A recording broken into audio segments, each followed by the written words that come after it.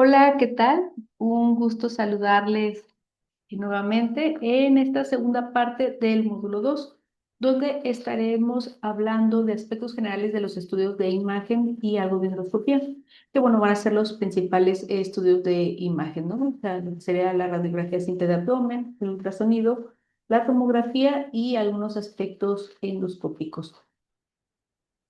Si recuerdan ustedes, pues tuvimos la sesión anterior donde abordamos el tema de los paraclínicos de laboratorio. Estuvimos hablando de algunas patologías. Algo similar haremos en esta ocasión, enfocada a estos estudios de imagen, pero aquí no nos vamos a meter tanto con los signos patológicos, sino vamos a dar estos aspectos generales, indicaciones, ventajas, desventajas, algunos aspectos a tener en cuenta con una previa introducción a los aspectos topográficos, ya que vamos a estar hablando mucho del concepto de abdomen. Aunque bien estamos nosotros estudiando el sistema digestivo, pues la mayor parte de esta zona, pues es donde va a estar contenido.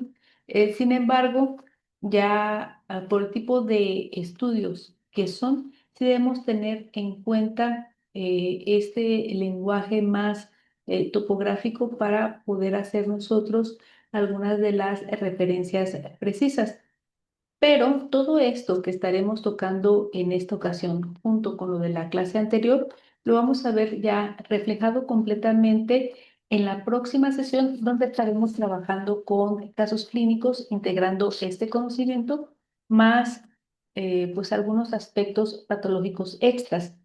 Estoy muy consciente de que la idea no es generar un punto de conflicto ante el tipo de tratamiento que se maneja desde la homeopatía, sino al contrario, que ustedes tengan más herramientas y elementos para entender cuáles son las situaciones con las que vienen sus pacientes previamente, qué es lo que están viviendo, o incluso que ustedes tengan algunos elementos para poder generar pruebas iniciales y complementar pues también todo lo que es la atención del paciente, ¿no? Hay muchas situaciones, por ejemplo, las neoplásicas, llámese cáncer de colon, que cada vez está siendo más común en nuestro medio, que está relacionado con este sistema digestivo, que muchas veces tardan años en poderse diagnosticar por lo lento, por lo insidioso que es, porque nadie piensa en hacerle ciertos estudios a los pacientes. Y bueno, ahí se va consumiendo los días, los meses, hasta que, bueno, se dan cuenta cuando los pacientes tienen metástasis, ¿no? Un ejemplo que les daba en la clase anterior, cuando estábamos viendo paraclínicos de hígado y del caso que les comentaba, donde pues, un paciente se dio cuenta que tenía cáncer de colon porque se dio cuenta que tenía cáncer de hígado. Este ya era la metástasis, buscaron el primario y se dieron cuenta pues, con el paso del tiempo. Sin embargo, pues fue mucho tiempo consumido para este paciente. Así que pues la invitación es poder ver esta información con un enfoque nuevo, abierto, complementario y a poder obtener la mayor utilidad posible. Como les decía, en una parte inicial vamos nosotros a revisar algunos aspectos anatómicos que incluso les va a ser de ustedes, va a ser utilidad para ustedes en relación a lo que es la parte clínica y secundariamente pues también a complementar qué es lo que nosotros vamos a estar observando en estos estudios de imagen. Por lo tanto, siendo más concretos dentro de los objetivos, pues tenemos identificar indicaciones claras de los estudios de imagen abdominal y endoscopía, reconocer ventajas, desventajas, riesgos y complicaciones de los diversos estudios. ¿Cuál es el rol de la imagen en la patología intestinal? Bueno, pues puede complementar la anamnesis y el laboratorio y nos ayuda a dar una precisión diagnóstica. Como les decía, sobre todo con aquellos pacientes que tienen cuadros muy inespecíficos, por ejemplo, enfermedad de Crohn es una de ellas, donde es un proceso inflamatorio a nivel colónico y que, bueno, va a tener muchas repercusiones para el paciente y que pues también tardan tiempo en diagnosticarse porque no se hace este proceso complementario. También nos permite caracterizar lesiones. Es decir, determinar si son de tipo inflamatorias, neoplásicas o con formación de tumores, isquémicas, que es decir, el órgano no tiene la suficiente irrigación o incluso también de tipo funcional.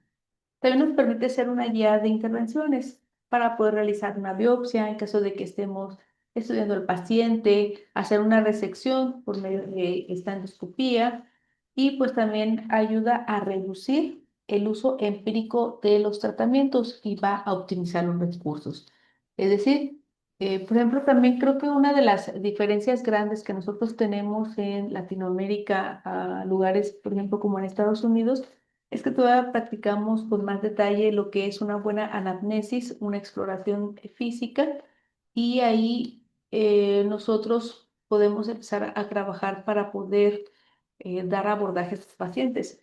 Cuando en estos otros países que luego les llaman de primer mundo, pues el enfoque es como, bueno, voy a ver qué me arrojan primero los laboratorios, los estudios de imagen y ya posteriormente complementamos con la clínica, ¿no? Cuando debería ser completamente al revés. Y esto favorece que no se optimicen los recursos.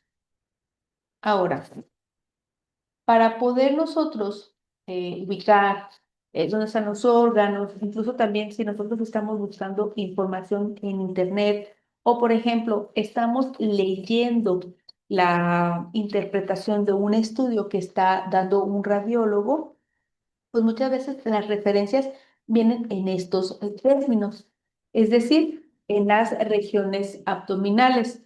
Se pueden dividir en cuatro, nada más, que es el cuadrante superior derecho, que es donde vamos a encontrar buena parte del hígado, vesícula biliar, el ángulo hepático del colon, el cuadrante inferior derecho, donde pues también encontramos parte del intestino, el apéndice, la válvula ileocecal, eh, etcétera.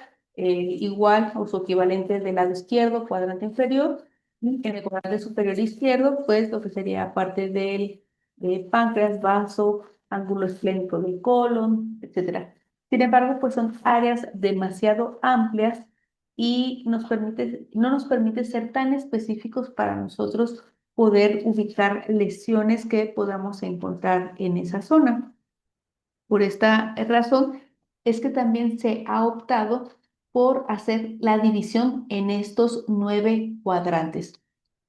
Que incluso, como les decía, ustedes empiezan a buscar también patologías relacionadas, si quieren que les hagamos llegar alguna información también del abordaje clínico del abdomen, que, bueno, van involucrados también más sistemas, como el urinario y sistema reproductor, que, bueno, no es la finalidad de este diplomado, pero le digo, al final de cuentas, hablando de abdomen, pues secundariamente puede llegar a reflejarse el dolor de algunos otros sistemas, confundirse como si fueran parte del sistema digestivo. Entonces, bueno, en estos 9 cuadrantes, nosotros podemos observar que tenemos hipocondrio derecho. Se le llama hipocondrio porque está por debajo de las costillas, de ahí el nombre hipocondrio. Entonces aquí en esta zona vamos a tener nosotros buena parte del hígado, lo que es la vesícula biliar y el ángulo hepático del colon. Tenemos flanco derecho, que bueno, tenemos colon ascendente principalmente, y podemos llegar a tener reflejado el dolor de algún líquido renal, ¿no? Tenemos también lo que es fosa ilíaca derecha, que es donde podemos encontrar apéndice, trompa de falopio, tiende a desembocar un ureter. En la parte central tenemos la región epigástrica, que es lo que la gente conoce coloquialmente como la boca del estómago, donde pues vamos a ubicar páncreas y buena parte del estómago. La región umbilical, que es donde está intestino delgado. La región infraumbilical, aquí le pone como región púbica, que es donde va a estar vesícula biliar, cervix, cervix, útero, pues también como en relación al sistema. Y tenemos también lo que es el hipocondrio izquierdo, que es donde vamos a encontrar vaso, el ángulo esplénico del colon, flanco izquierdo y fosa ilíaca izquierda con los equivalentes que ya hemos platicado. Solamente aquí en fosa ilíaca izquierda, pues no vamos a encontrar apéndice, claramente. Bueno, pues aquí tenemos el ejemplo en una radiografía simple de cómo se vería un abdomen en bipedestación. Bueno, pues este es un abdomen femenino, lo podemos notar nosotros de muchas maneras y encontramos aquí esta representación gráfica con las diversas partes anatómicas que lo están representando. Pues aquí tenemos la columna a nivel torácico lumbar, y bueno, se alcanza a ver también parte sacra, tenemos las costillas, los senos, estas zonas que vemos nosotros aquí, vamos a hablar ahorita de densidades, pues también son parte del intestino, ¿sí? Aquí pues están especificando ya algunas zonas específicas, algunas zonas ya más específicas de las vértebras. Tenemos las crestas ilíacas, ¿sí? Las apófisis espinosas, etcétera. Bueno, la radiografía abdominal simple. ¿Cuáles son sus indicaciones rápidas? Bueno, cuando hay presencia de dolor agudo, cuando hay distensión, cuando hay sospecha de perforación.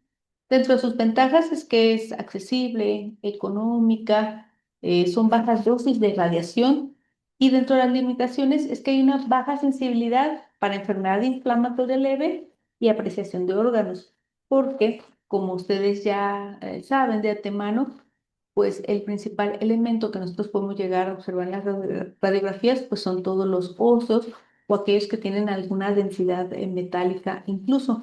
Pero si nosotros queremos delimitar con detalle, observar los órganos como tal, nos va a costar más trabajo. Hay muchas posiciones que nosotros podemos solicitar para una radiografía abdominal simple, pero pues tenemos principalmente de pie o bipedestación y en decúbito supino. Bueno, ¿cuáles son las diferentes densidades que nosotros podemos encontrar en las radiografías? Tenemos la más oscura, que sería el aire, la que nosotros observamos de color negro. ¿Por qué? Porque es la que tiene una menor capacidad de absorción de los rayos X. Pues como les decía, generalmente va a englobar al aire u otro gas que nos encontremos dentro del organismo, pulmones, tubo digestivo. Luego tenemos dentro del segundo nivel de densidad, que ya empieza a tomar una coloración gris oscuro, es la grasa, ya que absorbe un poquito más de radiación, generalmente va a estar entre los músculos, en el abdomen, rodeando las vísceras. Ya con un poquito más denso, en un gris claro, encontramos elementos líquidos, hay una mayor absorción, y dice que no se refiere a que propiamente la estructura sea líquida, sino que va a haber líquidos en su interior, ¿no? Músculos, vísceras, vasos, intestino con contenido, vejiga. Más denso tenemos todavía el calcio, por toda la que es estructura ósea, ya lo vamos a ver de un blanco claro, hay una gran absorción de estos rayos X. Y finalmente, lo que es blanco brillante, aquí pues parece que es un pedacito de los broches del brasier.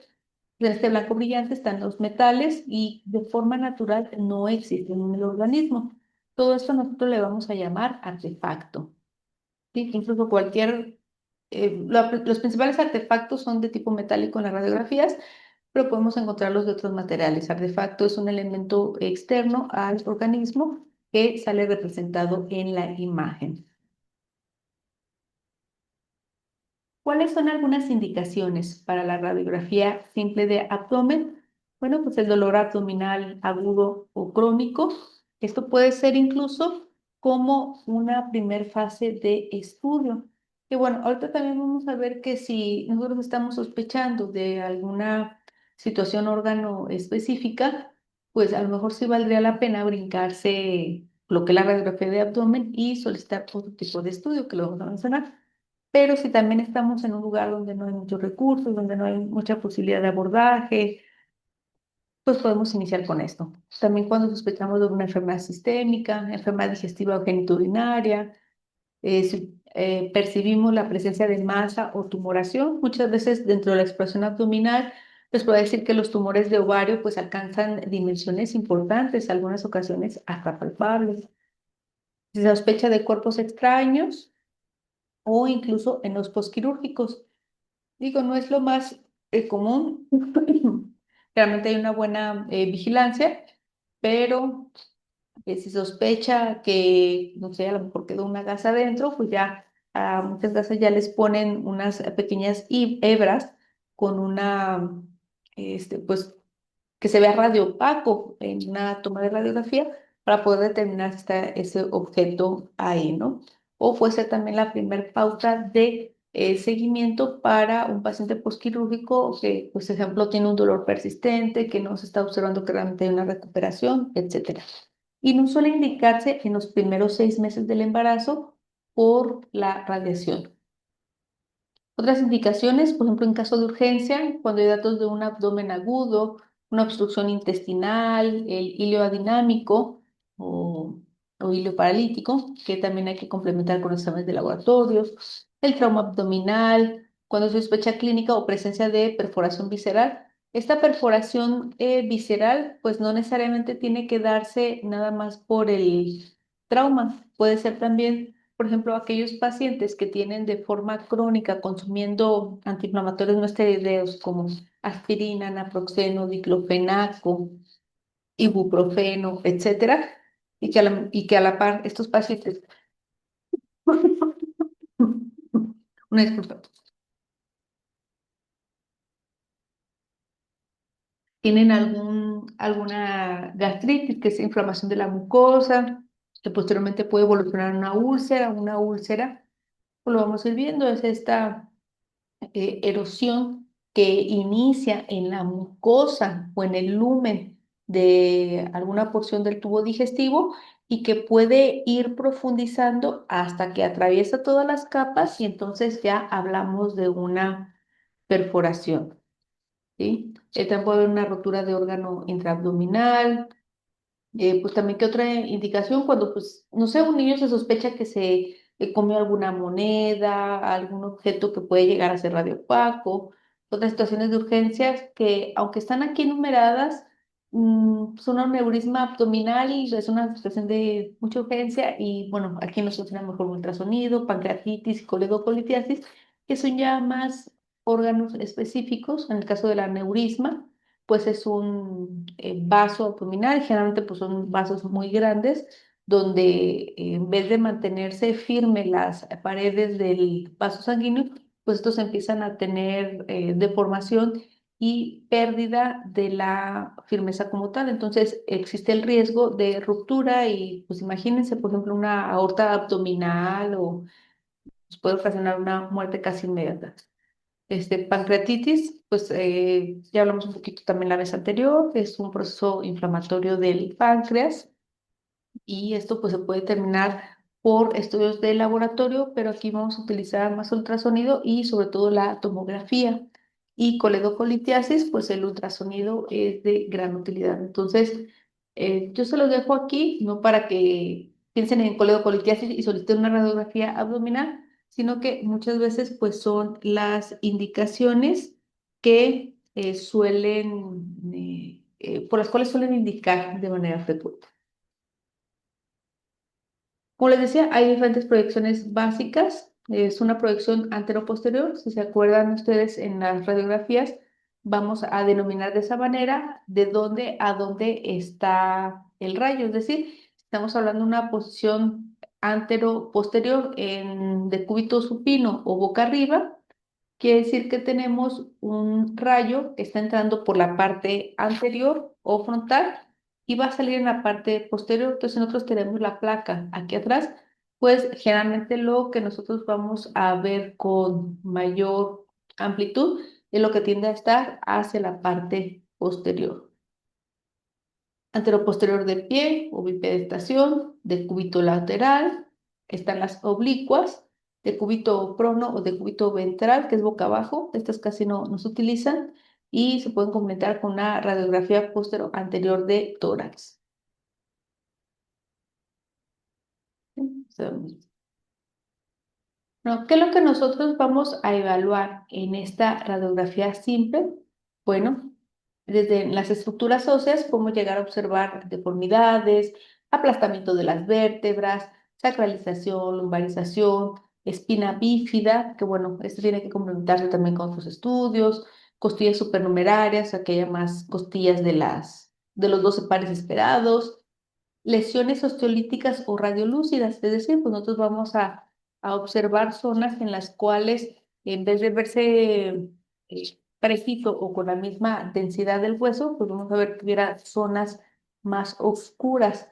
Si son muy localizadas, el paciente tiene antecedentes de fiebre, dolor, etcétera, bueno, puede llegar incluso a sospecharse en un proceso neoplásico. Y también están las lesiones osteoblásticas, que es por lo contrario, son radiopacas, hay un crecimiento de hueso que también de la misma manera, si es muy localizado y ya con otros antecedentes clínicos, pues podemos sospechar también de una cuestión neoplásica. Partes blandas, generalmente lo que nosotros podemos observar son estas sombras, ¿no? Como la sombra renal, la sombra hepática, útero, el músculo psoas, pues también a nivel del vaso, la vejiga cuando está llena. Y pues en imágenes ya radiopacas, algunos flebolitos a nivel vascular, presencias de ganglios cuando estos también se encuentran calcificados, algunos quistes, neoplasias y bueno, medicamentos. Aquí estamos hablando cuando se hacen los estudios de contraste. Bueno, y aquí tenemos también, o sea, nosotros podemos observar este esqueleto regional. Bueno, aquí hacen en este ejemplo, el contorno de lo que sería parte de costilla y aquí quedó lo que son las vértebras, sombras hepáticas y esplénicas. Este pues nos está indicando lo que sería la sombra hepática, vísceras retroperitoneales y subperitoneales. Las principales que tenemos a nivel retroperitoneal, pues son los riñones. Lo que es la distribución de gases. Hay sombras musculares como la visualización del músculo psoas, algunas calcificaciones, cálculos y masas. Cálculos o litos, pues sobre todo los que llegan a estar a nivel renal, en los cuales pues el 90% son de oxalato de calcio. Si nosotros queremos hablar en relación al sistema digestivo, a los litos de la vesícula, pues no los vamos a poder observar aquí porque principalmente están formados, ¿de qué hablamos la vez pasada? De colesterol, exactamente. Entonces, la grasa vemos que tiene un nivel de densidad bajo y por lo tanto difícilmente lo vamos a poder visualizar en una radiografía. Y bueno, alguna masa, sobre todo más grande, que no esté superpuesta con algún elemento óseo, pues sí podemos llegar a distinguirla de las proyecciones antero, posterior en bipedestación. Y pues aquí atrás es donde tenemos la placa. ¿Sí? Otros ejemplos también de radiografías. En general, si nosotros tenemos o solamente podemos tomar una posición, vamos a elegir la bipedestación, porque es la que nos permite visualizar cuando, por ejemplo, aquí en este caso tenemos la burbuja gástrica. Sí, si por ejemplo se sospecha de alguna perforación, de presencia de niveles hidroaéreos, etcétera, cuando el paciente está en decúbito o está acostado, pues esto no puede verse por cuestiones de gravedad, pero al momento de estar de pie tenemos una visualización más clara. De hecho, pues este es un ejemplo, cómo se observa una radiografía cuando tenemos al paciente de pie y cómo se observa cuando lo tenemos en decúbito.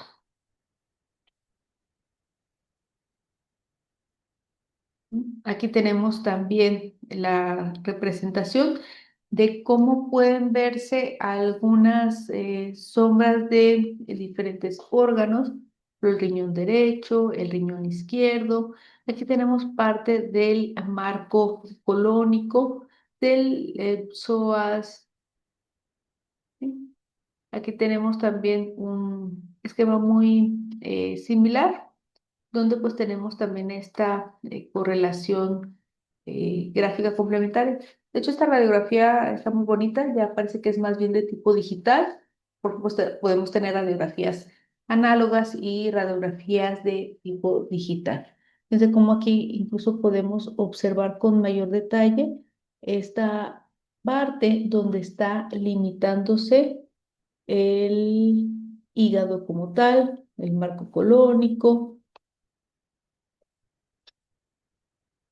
Como les decía, no nos vamos a meter tanto en todo lo que son los signos patológicos, pero sí algunos de ellos que en la próxima sesión, por ahí alguno que otro va a salir, también igual algunos que no vamos a mencionar ahorita y que van a estar relacionados con los próximos casos.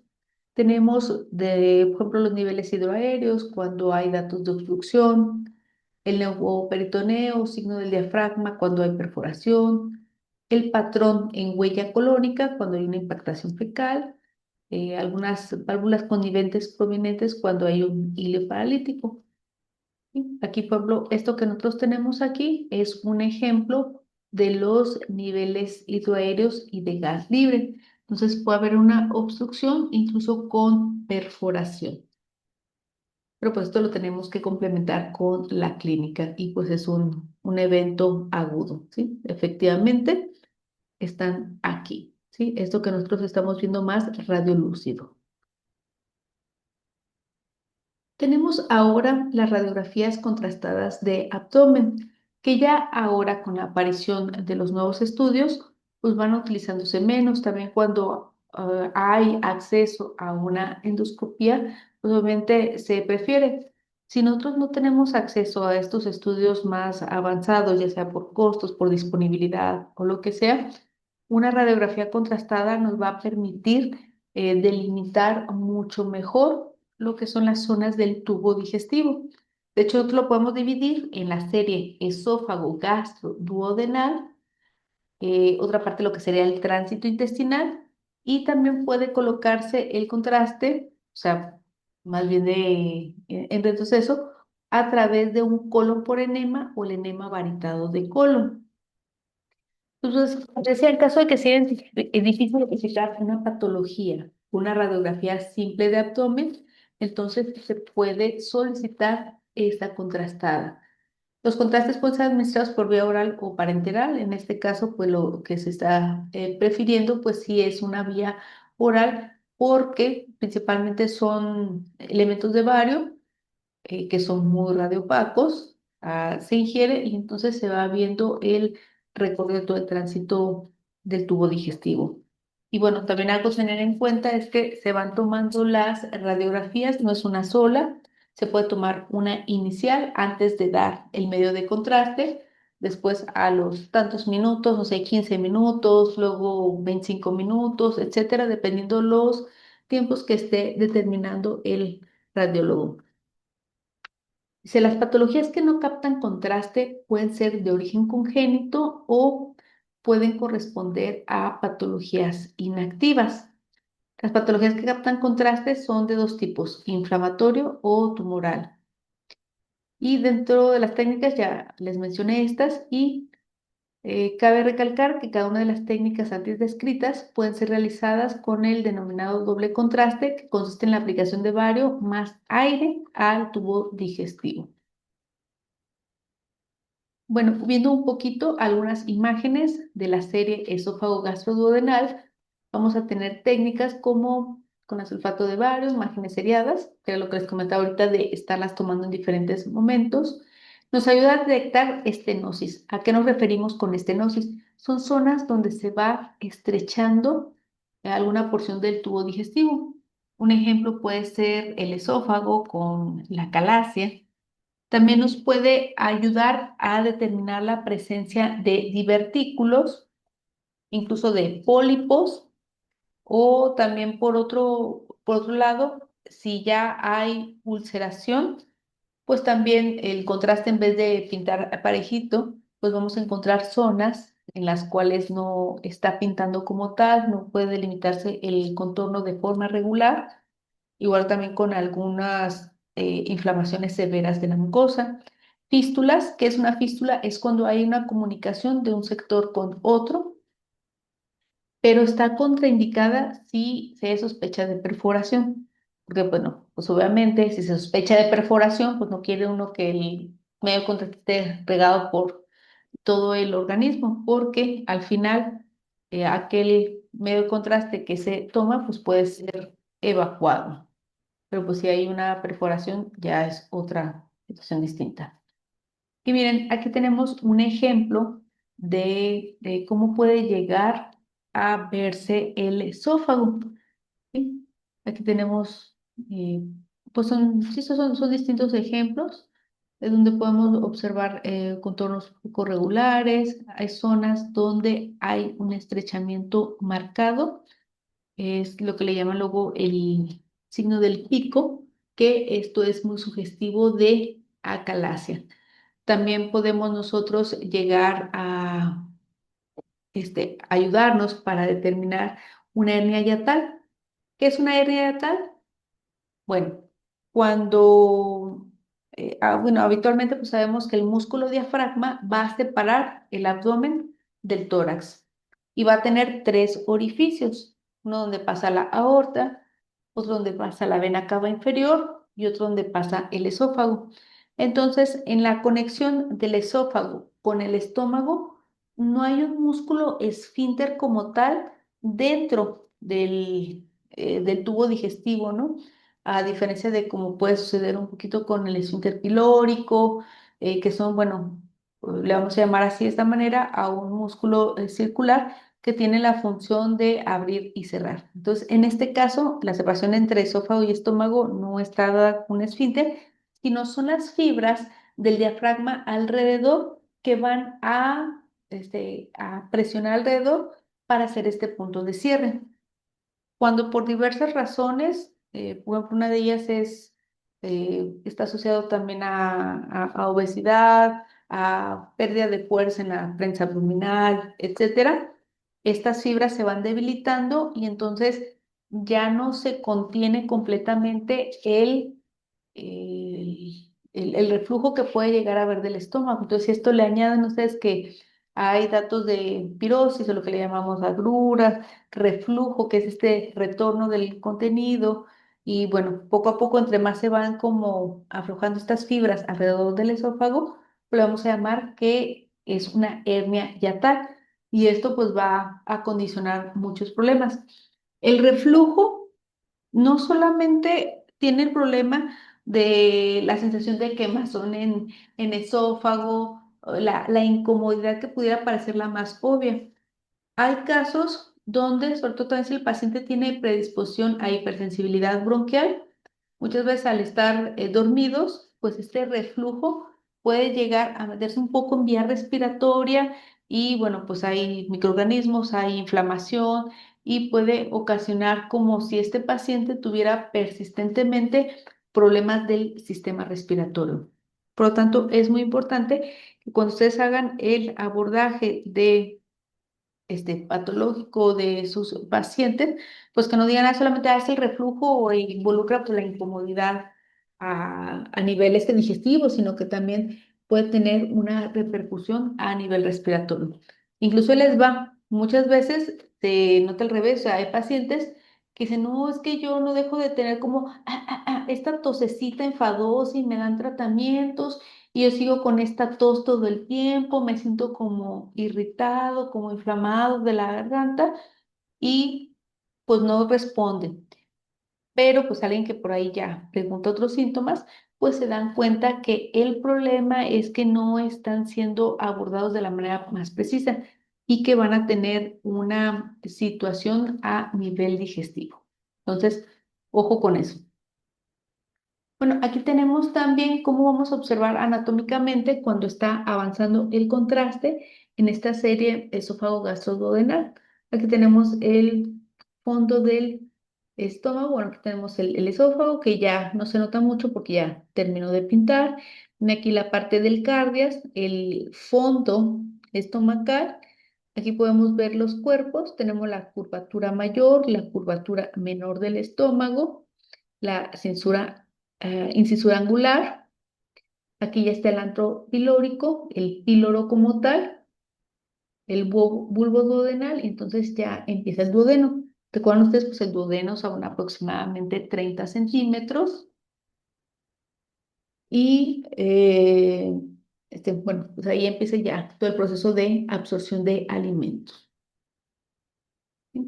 Aquí tenemos también ya, en medida que va avanzando, o sea, aquí ya no está pintado solamente el fondo, aquí ya tenemos pues pintado el cuerpo del estómago, igual seguimos observando curvatura mayor, curvatura menor. Por ejemplo, aquí si hubiera datos de alguna úlcera, pues veríamos que no se está pintando, que es una zona muy radiolúcida, la que llegamos a observar con pérdida de la continuidad. Igual, pues aquí estamos observando el antropilórico, el píloro como tal, el bulbo duodenal, ¿sí? La primera parte del duodeno es ese bulbo, luego ya tenemos la segunda parte del duodeno y la tercera parte, o sea, son 30 centímetros aquí aproximadamente. Aquí ya están delimitados. Bueno, el tránsito intestinal, es decir, vamos a aplicar una mayor cantidad de contraste. ¿En qué casos lo vamos a indicar? Cuando hay alguna obstrucción parcial, no tal, o subaguda del intestino delgado, entonces queremos localizar el nivel y, bueno, su probable origen. Sospecha de enfermedad inflamatoria Crohn cuando la enterografía, es decir, por tomografía o resonancia magnética no está disponible. Cuando hay malabsorción o enteropatía celíaca con hallazgos negativos en la serie esófago-gastroduodenal proximal. Eso de lo de la malabsorción, enteropatía celíaca, también lo platicamos un poquito la vez anterior cuando hablamos del síndrome de malabsorción. Evaluación de fístulas, seguimiento posoperatorio de anastomosis delgada, la permeabilidad, si hay algún dato de fuga, sangrados de origen oscuro, o sea, cuando la gente evacúa pues estas melenas, que es el sangrado oscuro, pues el sangrado viene de nivel alto de tubo digestivo hasta la primera parte de colon. Entonces, cuando la serie esófago-gastroduodenal, la colonoscopia fueron negativas y no tenemos la posibilidad de una cápsula. Ya tenemos el avance, tenemos ese es el ejemplo de cómo son las papilas mayores, el antropilórico, el píloro, el bulbo del duodeno, lo que vemos aquí también como ampolla, es un sinónimo. Y bueno, tenemos pues pintado el resto del tránsito intestinal. Entonces, pues aquí nosotros vamos a observar si en algún punto el medio de contraste pierde continuidad, se vuelve más delgadito en una porción, pues quiere decir que hay una obstrucción en algún momento dado. Puede llegar también a rodear, por ejemplo, si hubiera pólipos, nosotros vamos a ver que hay zonas que no se pintan, o sea, y como si fuera una especie de cresta interna interna del lumen intestinal. ¿Sí? Igual, aquí pues también tenemos un artefacto. Fíjense aquí cómo están, pues se ve muy bonito. Yo sé que es raro decir que un estudio de imagen pues se ve muy bonito, pero pues esa es la realidad. Se ve muy, muy bonito pintado, muy claro. Esta no es una radiografía de contraste o un tránsito intestinal patológico. Como les decía, es para que lo tengan de referencia. El colon por enema es el último de estas radiografías contrastadas para sistema digestivo y esto puede llegar a solicitarse cuando no se puede realizar una colonoscopia, o sea, por alguna razón fue incompleta o está contraindicada, cuando hay estenosis, riesgos en la sedación, que ahorita lo vamos a platicar, ¿no? Que parte de las condiciones para poder realizar ese tipo de estudios con los endoscopios, pues es que el paciente esté sedado, ¿no? Ya sea que lo hagamos una gastroscopía o una colonoscopía. Entonces, muchas veces, pues estos pacientes tienen contraindicaciones para poder tener una sedación. cuando el colon es rígido, cuando hay una obstrucción colónica distal o izquierda, o cuando la tomografía computarizada no sea concluyente, cuando hay un estudio anatómico prequirúrgico de anastomosis colónica, fuga, estenosis, fistulización, el seguimiento de la enfermedad diverticular. Fíjense que esta cuestión de los divertículos o también en un momento dado de los pólipos, sobre todo aquí por los pólipos, hay que tener mucho cuidado porque estos pueden ser precursores de cáncer colónico. También hay evaluación de megacolon congénito o enfermedad de Hirschsprung en pediatría, pero bueno, esto difícilmente lo vamos a solicitar nosotros, nada más es como la referencia cuando, por qué se llegan a hacer estas indicaciones. Contraindicaciones absolutas, megacolon tóxico, perforación intestinal o cuando se sospecha de un dato de peritonitis. ¿Cuál es un ejemplo de dato de peritonitis? Pues una inflamación de la zona del peritoneo, no sé. Un ejemplo es cuando hubo una apendicitis, esta no se atendió a tiempo, luego dicen que el apéndice reventó, o sea que pues, realmente pues, se perforó y pues está afectado, inflamado toda la zona peritoneal. ¿Sí? Entonces aquí tenemos la unión ileocecal, que es el límite entre el ilion y el inicio del colon ascendente, y pues aquí, por aquí vamos a encontrar lo que es el apéndice. Ese no se va a pintar porque pues no es parte del, eh, o sea, de la continuidad del tubo digestivo. O sea, por eso se llama apéndice secal. Es una prolongación y que va a contener principalmente tejido linfático. Tenemos aquí pues ya lo que es el colon ascendente, colon transverso, el ángulo esplénico del colon, el colon descendente, hasta que finalmente pues llegamos a colon sigmoides y recto. Y austras son estas como divisiones que nosotros encontramos en la estructura del colon. ¿Sí? Miren este qué bonito está. Este no se ve muy claro, pero está delimitando aquí las austras. Igual la unión ileocecal. Lo más probable es que pues este sea todavía de radiografías de tipo análogo y estas pues ya son del tipo digital. Y ya casi no hay nada análogo. ¿No? Aquí tenemos la ampolla rectal, aquí pues ya está la salida básicamente, pliegue rectal transverso, unión anorrectal. Y bueno, para poder realizar un colon por enema, pues previamente tiene que haber enema para la limpieza de esa zona y entonces poder aplicar el medio de contraste y también de la misma manera se van haciendo estas radiografías seriadas, ¿sí? Para ir viendo la evolución. Y aquí está un ejemplo de la vesícula biliar. Pues, ¿se acuerdan? Acá arriba está el hígado, está la producción de la bilis que se va a almacenar aquí en la vesícula. Una vez que está el estímulo de la ingesta de grasas y se produce la colecitoquinina, pues entonces hay una contracción de la vesícula biliar para que ésta pueda expulsar la bilis y entonces pueda ser vertida aquí en el duodeno.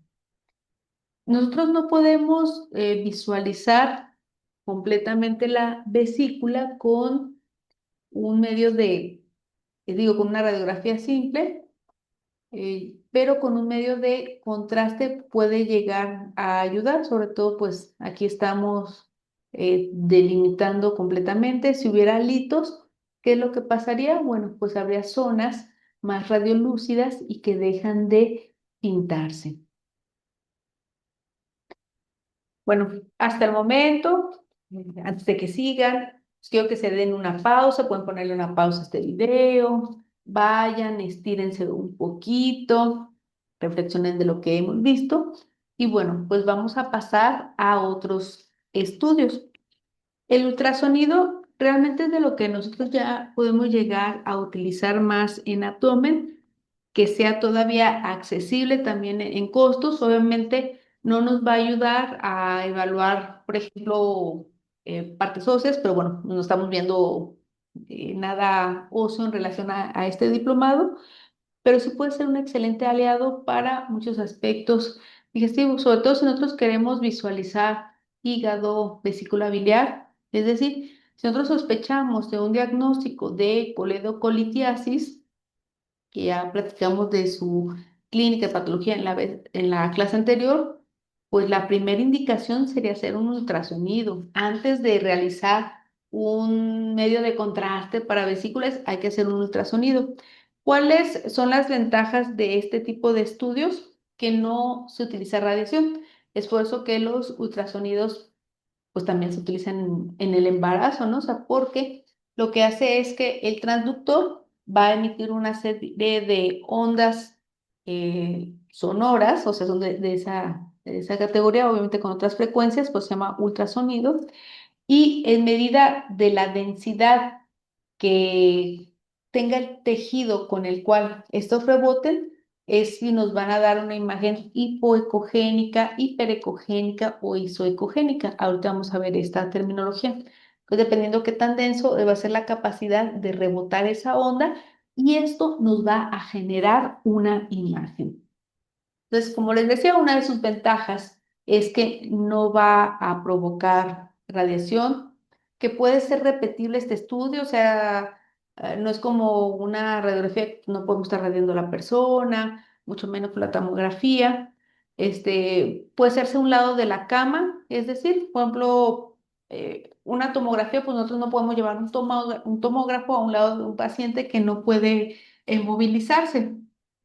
Pero en ultrasonido sí hay versiones portátiles que permiten este traslado y que aunque el paciente no tenga una buena movilización, entonces sí pueda hacerse el estudio y la evaluación es también dinámica, que quiere decir que podemos ir observando el movimiento, por ejemplo, flujo de vasos sanguíneos, no sé, por ejemplo, me tocó también observar peristaltismo intestinal, etcétera. Sus limitaciones es que, pues, a veces también los gases interfieren. O sea, si la persona está con mucho gas intestinal, muy distendida, pues no deja visualizar muy claramente lo que hay ahí. Y la otra es que es un operador dependiente. O sea, que quiere decir que también el resultado reportado de un ultrasonido, pues también mucho tiene que ver con la percepción que tiene quien está realizando el estudio. Que por cierto, dentro de la medicina está la especialidad de radiología e imagen, es decir, médicos que terminaron la carrera y que luego hicieron la especialidad, entonces pueden realizar el ultrasonido. También, por ejemplo, hay médicos generales que tomaron un diplomado de ultrasonido, no una especialidad, un diplomado y se dedican a realizar este tipo de estudios. O sea, sí, una de las sugerencias es que cuando ustedes le digan a sus pacientes, que vayan a realizarse este estudio, o sea, sí considera el costo, pero también considerar quién está realizando el estudio como tal, ¿sí? Sobre todo por lo que va a buscar. Muchas veces también quien está realizando el ultrasonido pues identifica que hay un dato extra de la parte clínica que ya le describieron, que llama la atención, y entonces pues, se dedica a buscarle un poquito más, ¿sí? O a buscar otros ángulos, o sea, ve una imagen muy rara y le busca otros ángulos. Solamente entre más experiencia tenga una persona, mucho más capacidad de encontrar detalles importantes va a tener, ¿no?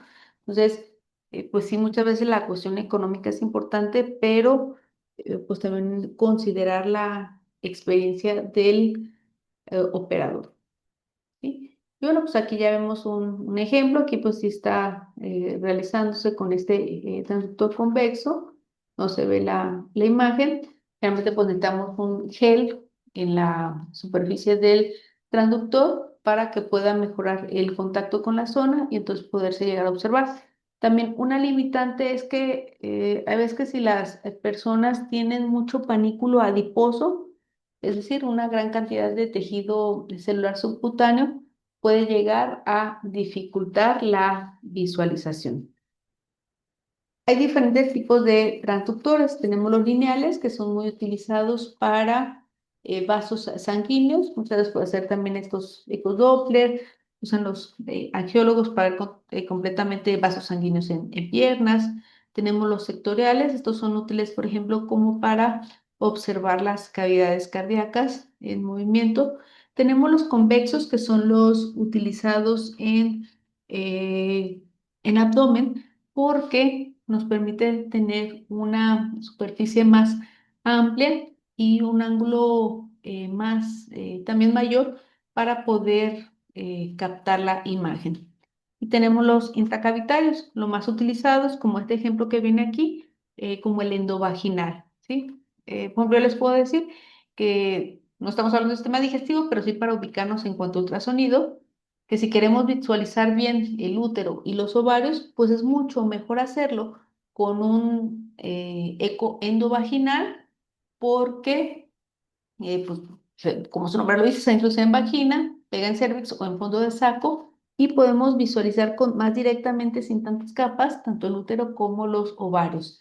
Si nosotros utilizamos el transductor convexo a nivel abdominal para ver igual útero y ovarios, aquí vamos a necesitar que haya vejiga llena para hacer algo que se llama ventana acústica, que no haya una cantidad importante de pánico adiposo y bueno, pues experiencia para poder visualizar las estructuras que las vamos a ver mucho más pequeñas y lejanas. Sin embargo, pues aquí la ventaja hablando de ultrasonido eh, para el sistema digestivo, principalmente vamos a enfocarlo a hígado y vías biliares, que eso es lo más común.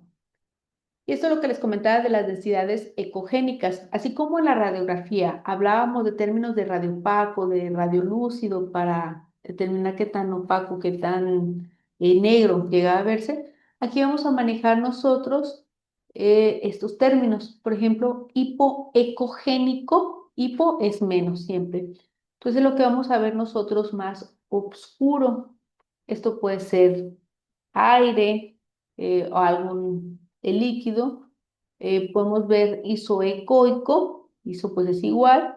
Tenemos un ejemplo de hígado y bueno, una masa y aquí pues este surco hipoecogénico que va a diferenciar y bueno, tiende a verse en grises. Y el hiperecoico pues nos va a dar esta sensación de mayor opacidad. Muchas veces pues puede ser también con alguna tumoración, por ejemplo. Estas rayitas que se ven pues son parte también de los efectos de ventana acústica. Pero bueno, para que ustedes también al momento de estar leyendo un ultrasonido y observen como si zona hipoecogénica o hiperecogénica, ¿a qué se están refiriendo?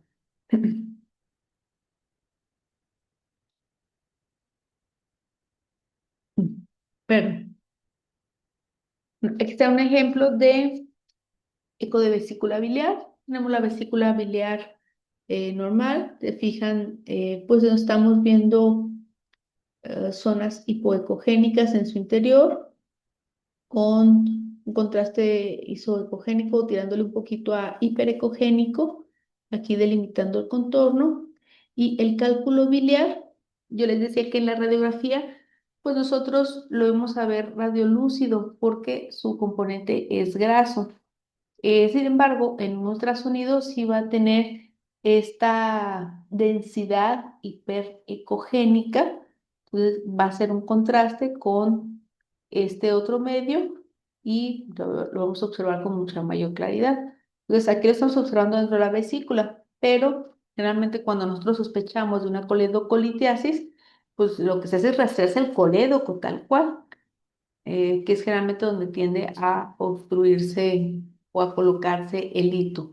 Y bueno, pues no está de más, generalmente cuando nosotros pedimos un ultrasonido de vesícula, pues lo más probable es que también le hagan un rastreo a hígado. ¿Sí? Aquí tenemos también un ejemplo de cómo llega a verse el hígado. Tenemos el lóbulo hepático izquierdo, cisura del ligamento venoso, el lóbulo caudado y bueno, aquí es el paso de la vena cava inferior. Hay algunas patologías que pueden llegar también, o nosotros podemos complementar para su diagnóstico con el ultrasonido. Una de ellas es la apendicitis. La apendicitis es muy clínica, ¿sí?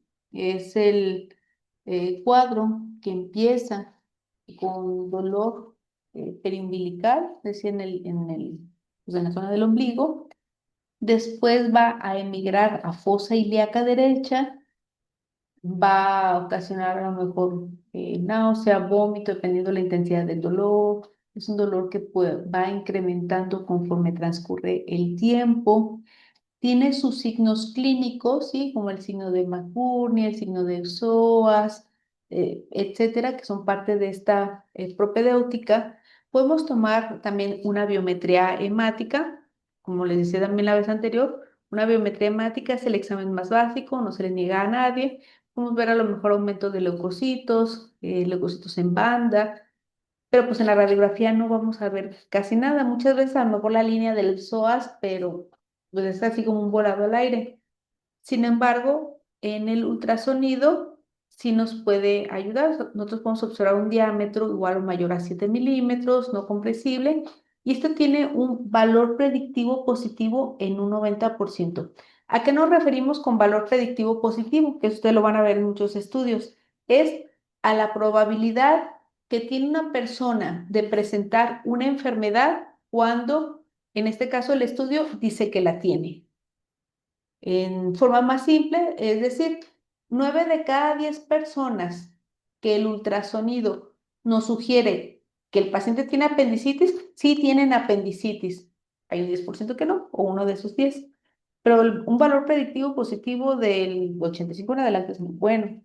Podemos también tener enfermedad intestinal inflamatoria, enfermedad de Crohn, que podemos observar un engrosamiento, mesenterio hipertrófico, con un valor predictivo positivo de 85%. Un absceso es una colección anecoica, ese de hipocogénico o lo que le sigue, o sea, todavía vamos a observarlo más oscuro, con una pared gruesa en un 95%, valor predictivo positivo, y una invaginación infantil, que esto pues difícilmente vamos a diagnosticar, un valor predictivo positivo del 98%. ¿Va?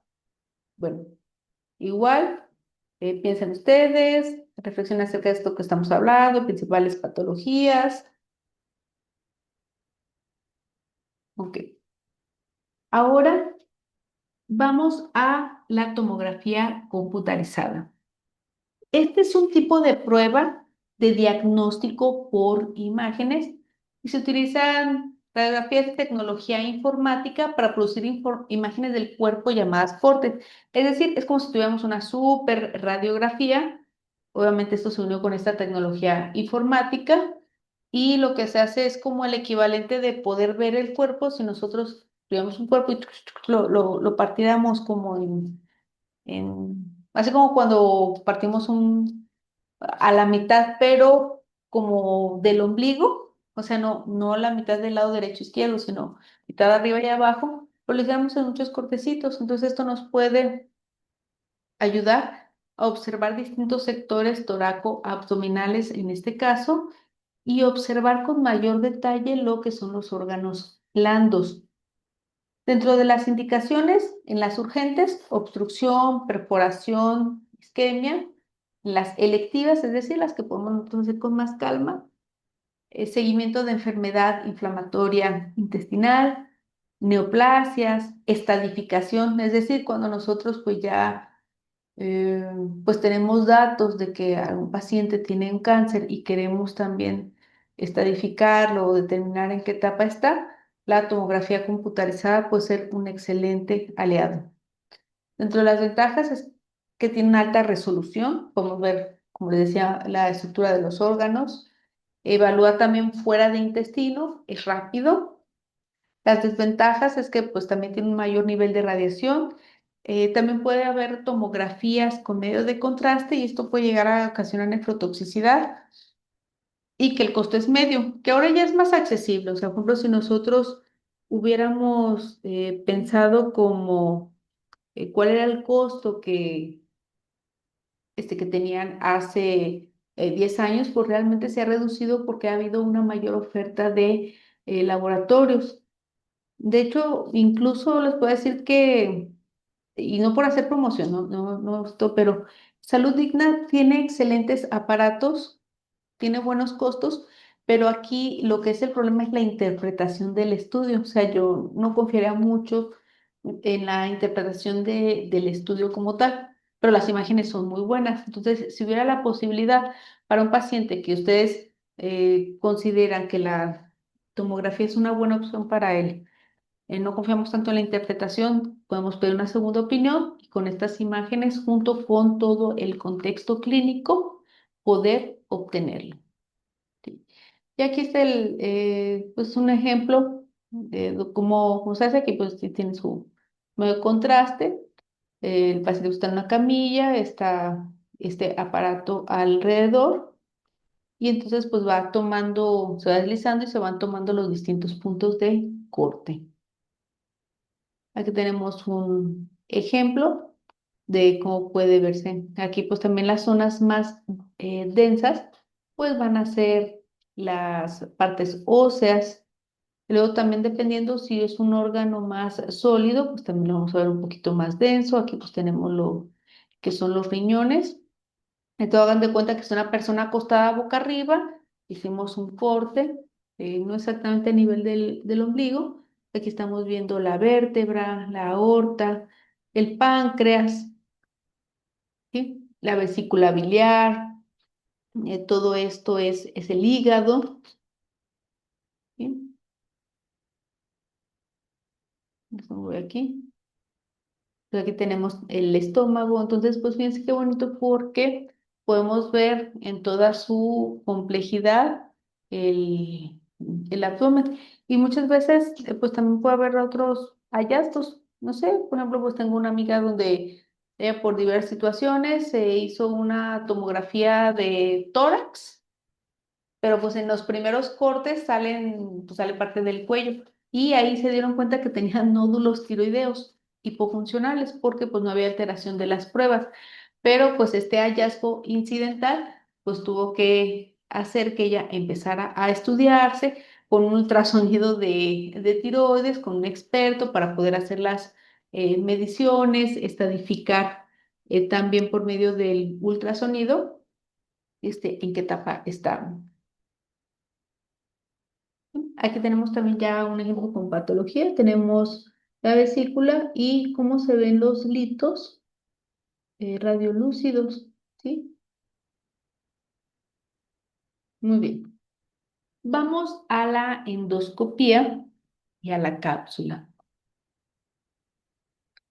Algo importante es saber que le vamos a llamar endoscopía a todo proceso que implique la introducción de un aparato que nos permita visualizar partes internas de los órganos del cuerpo. Es decir, nosotros pensamos que la endoscopía es nada más a nivel digestivo, pero no, o sea, endoscopía es, como les decía, todo este proceso de visualizar internamente, pero por ejemplo podemos tener un artroscopio, que es para ver articulaciones, incluso pues saben que hay un procedimiento que se llama artroscopía, que es el abordaje, no sé, de zonas como la rodilla a través también de esta camarita y pues para no tener que abrir todo. También está la broncoscopía, donde, bueno, aquí se va a introducir a nivel del sistema respiratorio para poder visualizar esa zona. Entonces aquí lo más propio es que para el estudio del sistema digestivo nosotros le llamemos endoscopio gastrointestinal o gastroscopía. Podemos tener también el sigmoidoscopio o poder realizar una colonoscopía, que bueno, pues es la introducción a través del orificio anal para poder ver rectos, sigmoides, colon como tal. Y bueno, aquí también nos ponen el laparoscopio, ¿sí? Que es empleado para examinar directamente ovarios, apéndices, otros órganos abdominales. Aquí pues es importante no confundir, o sea, aquí una laparoscopia, pues sí es un procedimiento quirúrgico como tal. Igual, bueno, en los otros procedimientos sí se llega a necesitar una sedación, pero no hay incisiones. Por ejemplo, aquí en la laparoscopia puede sustituir las cirugías abiertas abdominales. Es decir, en vez de, pues, de abrir como tal, pues se hacen tres orificios dependiendo a qué es lo que nosotros queramos observar o abordar para tratamiento. Entonces hace un orificio central en ombligo para poder introducir la cámara, el gas, etcétera. Y los otros dos que, bueno, pues son las pinzas para poder realizar todos los movimientos. Pero bueno, ya hablar de la paroscopía es un poquito más amplio, es generalmente, pues, como les decía, una cuestión terapéutica, hablando del sistema digestivo, puede haber una colecistectomía, es decir, ya se hace este retiro de las vesículas biliares que ya no dan para más a través de esta técnica. Pero nosotros estamos platicando en este momento de lo que sería el endoscopio gastrointestinal y la colonoscopia. Entonces, aquí en el endoscopio gastrointestinal estamos introduciendo este tubo, es un endoscopio. Muchas veces pues está conectado directamente al aparato, van visualizando. Algunos de ellos pues también, o sea, pues también tienen algunos elementos para poder generar cuestiones terapéuticas, es decir, si por ejemplo llega un punto donde se está observando una úlcera que está sangrando a nivel del estómago, pues no solamente como que, ah, la vimos y bueno, ya la vimos, qué padre, entonces ahora sí vamos a abrir a través de una cirugía, no, sino pues ya se vio internamente que está sangrando esa úlcera, se puede aplicar una cauterización para que deje entonces de sangrar y que haya este problema. O, por ejemplo, se está sospechando que quizá haya cáncer, se puede introducir este endoscopio y hacer una resección o tomar una muestra de tejido para poder ser estudiada, tener el estudio histopatológico y entonces determinar qué hacer con ese paciente. Para poder realizar el procedimiento, pues el paciente necesita estar sedado completamente. En un momento dado puede llegar a hacerse despierto, sí, pero llega a ser muy complicado, sumamente incómodo. Entonces, casi siempre opta por sedarse a los pacientes y, pues, si no, y que se haga en un medio lo más estéril posible. Digo, sabemos que de todas maneras, pues, el sistema digestivo o el tubo digestivo llega a estar contaminado, pero sí se procura que haya, pues, la mayor pulcritud para poder realizar este tipo de procedimientos. Entonces, se necesita que haya un especialista, generalmente es el gastroenterólogo, que tomó una especialización en todos estos procedimientos y pues también necesitamos un anestesiólogo. Aquí de pronto también puede llegar a haber un punto de les decía, de polémica, porque también hay cirujanos generales que se anuncian como endoscopistas. Entonces, después los gastroenterólogos dicen, oye, pero pues que tú eres cirujano, no tienes la experiencia clínica, no hiciste medicina interna primero, pero después dices, sí, pero eso ya vi con el procedimiento. Entonces, pues no quiero entrar como en polémica de que puede ser mejor, pero sí que quien sea, quien esté estudiando a sus pacientes, pues tenga ya una amplia experiencia en el abordaje del sistema digestivo.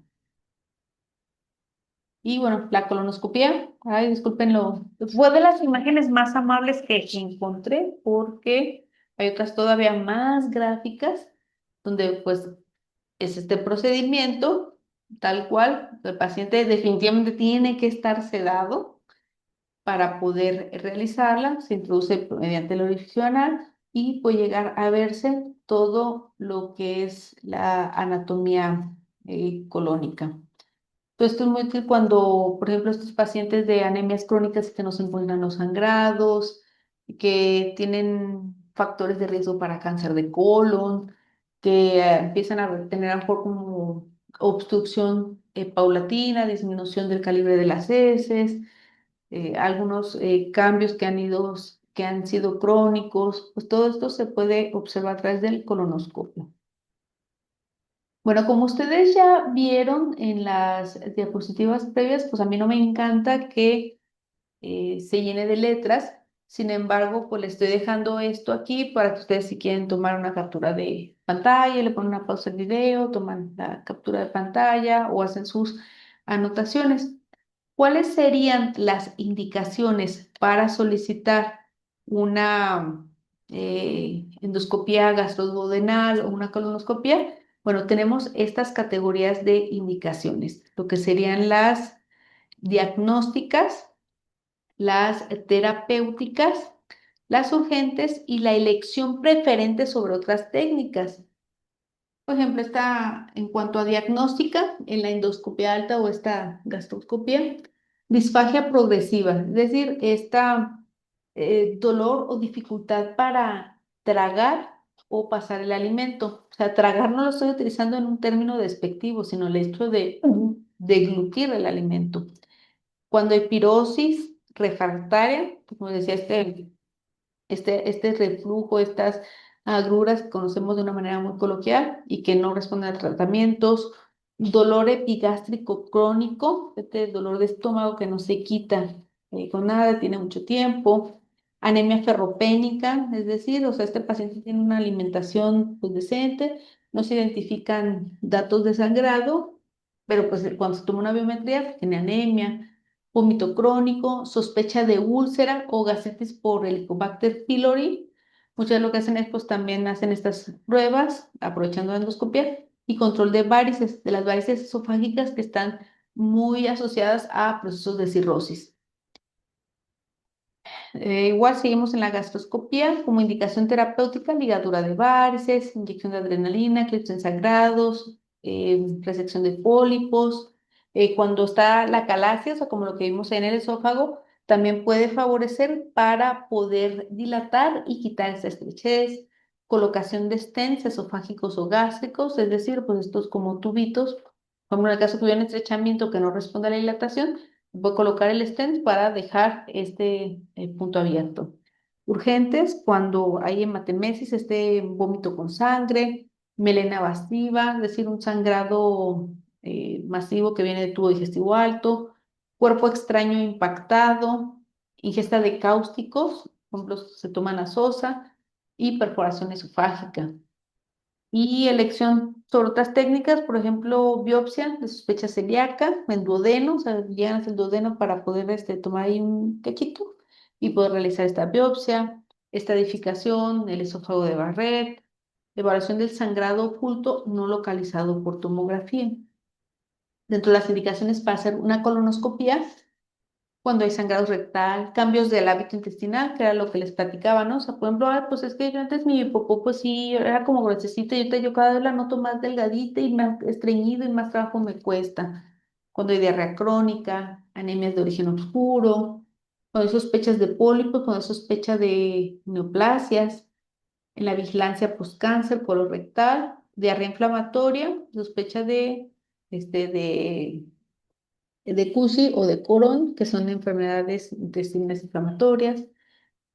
A nivel terapéutico, también quitar estos pólipos, coagular angiodisplasias, dilatación de estenosis, colocación de stents igual, extracción de cuerpos extraños distales, porque todo pasa. Urgentes, hemorragia digestiva baja, vólvulos, descompresión, megacolon, y también ayuda en cuanto a la elección preferente sobre otras técnicas, tamizaje de cáncer colorectal a partir de los 45 años. Ustedes me van a decir, oye, pero tenemos más de 45 y a fuerzas todos tenemos que hacer colonoscopia para ver cómo están.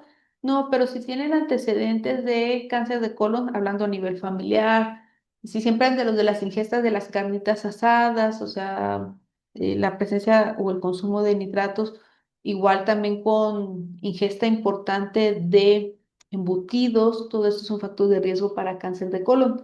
De hecho, no sé si ustedes sepan, pero aquí en América, pues somos mucho más propensos al cáncer de colon que, por ejemplo, en Japón, y es por el tipo de alimentación que tenemos. Entonces, pues si bien no es como de, sí, necesariamente a fuerzas a los que tienen más de 45 años, pero sí ante factores de riesgo es bastante sugerente como un tamizaje. ¿A qué le vamos a llamar tamizaje? A esta prueba donde pues no tenemos como una evidencia de que ya está la patología, pero lo hacemos como un screening o una monitorización para ver si hubiera algo que está mal, aunque todavía no presenta la clínica. Y evaluación de colitis crónicas cuando las imágenes son inequívocas. Y aquí tenemos algunos ejemplos de imágenes, por ejemplo, de las gastroscopías. Y, por ejemplo, la resección endoscópica de tumores, o sea, se puede meter a través del endoscopio como estas ajas termoeléctricas que pueden sí, hacer la resección y coagular a la vez. Pueden extraerse también el fragmento de tejido. Miren, aquí es cómo se ve a través de la cámara. Aquí está otro ejemplo del proceso terapéutico en el caso de una estenosis, ¿no? O sea, se introduce, se infla el baloncito para que pueda hacer esta dilatación y se retira y ver si se sostiene tal cual esa restauración. Y aquí tenemos este otro ejemplo, ¿sí? De esta imagen, ¿no? Donde fíjense, estamos aquí, igual se introduce el endoscopio y cómo se va viendo en distintas porciones del tubo digestivo. Aquí pues estamos también en el estómago y aquí estamos avanzando un poquito más hacia el duodeno. En la colonoscopía, ¿sí? Aquí tenemos pues también algunos pólipos. Estamos observando aquí, por ejemplo, la mucosa homogénea y luego vemos esta otra zona que, bueno, va a alterar la anatomía. Aquí abajo pues tenemos también más ejemplos de estos pólipos, que es este crecimiento anormal sobre la mucosa y que lo ideal es retirarlos para que puedan ser estudiados. Y bueno, aquí tenemos también otra imagen, pues desafortunada, porque aquí estamos viendo no solamente el crecimiento anormal, de hecho esta imagen se ve bastante feíta, pero bueno, quién sabe qué pase con la biopsia, pero así que aquí claramente, si se fijan, estamos viendo no solamente que está creciendo una pequeña porción, sino incluso ya buena parte de la pared fue extendiéndose y ha ocasionado que buena parte del lumen esté ahí obstruido. ¿Sí? ¿Cuáles son las complicaciones? O sea, sí, muy padre porque podemos ver con detalle, pero ¿cuáles son estas complicaciones?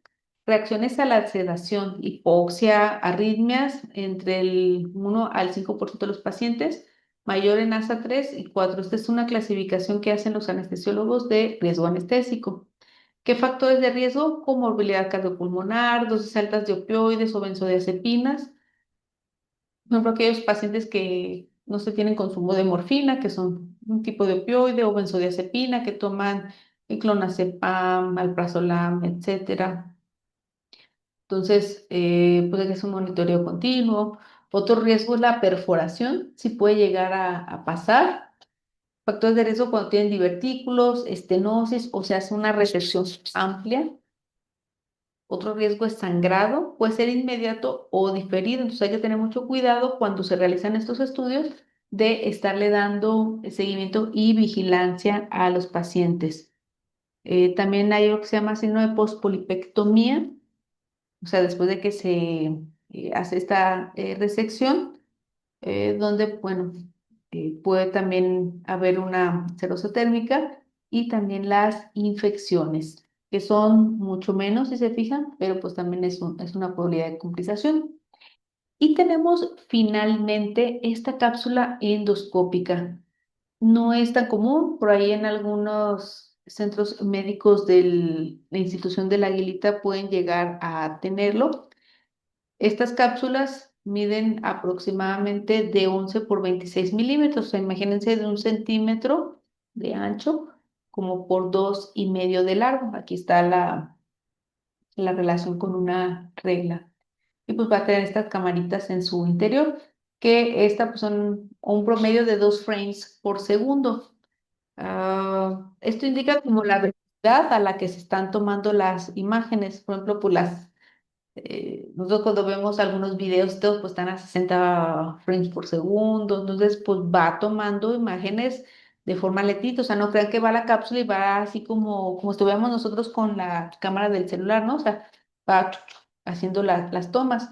Lo ideal es que estos pacientes pues tengan ayunos de 12 horas, que tengan pues también su solución purgante ligera, se toma esta cápsula, pues toman un poco de agua, e incluso pues también algunos les colocan algunos parches a nivel abdominal, torácico también a nivel esofágico, que sirvan una especie de antenas y ahí lo dejan por muchas horas hasta que generalmente hacia finalizar la tarde ya hacen el retiro de los parches, se espera que pues se expulse la cápsula y bueno, pues ya tienen esta recopilación de las imágenes. Después también aquí viene a un lado el ejemplo pues también de las distintas cápsulas. Digo, en esto no nos vamos a meter porque pues, son más cuestiones técnicas comerciales, pero también incluso dependiendo cuál es la porción del tubo digestivo en la que queremos hacer más énfasis en su observación, es el tipo de cápsula que puede llegar a utilizarse. ¿Qué indicaciones tienen? Sangrado gastrointestinal de origen oscuro, ya hablamos. Sospecho o seguimiento de enfermedad de Crohn, detección de tumores del intestino delgado, síndromes polipósicos hereditarios como pues Jaegers, poliposis juvenil, enteropatías y malabsorción, enfermedad celíaca refractaria, linfatictasia, injerto contra huésped, que generalmente por la más común es la celíaca refractaria, complicaciones de los antiinflamatorios no esteroideos, como la úlcera, diafragmas, evaluación postquirúrgica, cuando se hicieron, por ejemplo, estos procesos de anastomosis, es decir, están, pues no sé, se hizo a lo mejor una resección intestinal, le quitaron un pedazo de intestino por alguna razón, y luego tuvieron que conectar otra porción de intestino, esto es lo que le vamos a llamar anastomosis, y se puede introducir la cápsula pues, para ver que todo esté bien con esa anastomosis internamente, cuando se hizo la resección de algún tumor.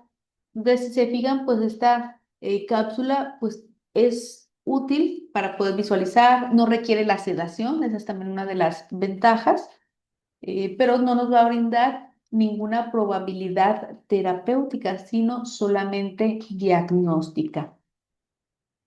Y aquí tenemos finalmente una comparativa de los últimos estudios.